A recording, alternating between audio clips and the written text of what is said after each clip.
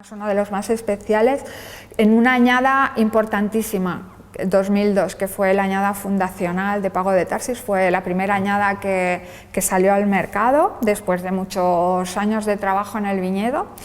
Y bueno, como tú dices, es prácticamente todo Merlot, solo tiene un 5% de Cabernet Franc y ahora mismo solo quedan 118 botellas de este año.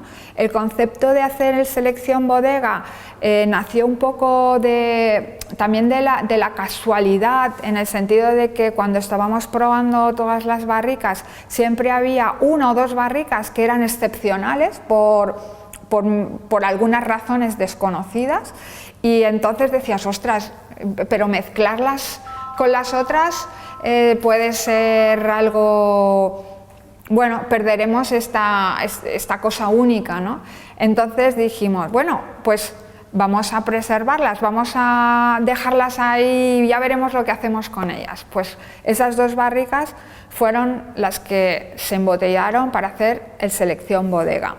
Y entonces, pues desde entonces, pues guardamos una, dos barricas especiales por sus características que reservamos para hacer este vino, que tiene un concepto clásico, quizás sí, un poco bordelés, pero bueno, también es parte de nuestro origen, ¿no? Mi padre pues se formó en Francia y bueno, gracias a esa formación pues creo que fue pionero en una forma de entender el mundo del vino especial, ¿no? Y visionaria para esta zona en aquella época. Entonces, bueno, aquí siempre hay poca cantidad, algo muy especial, muy única, solo en algunas añadas y bueno, la verdad que siempre para disfrutar, una buena ocasión. Sí.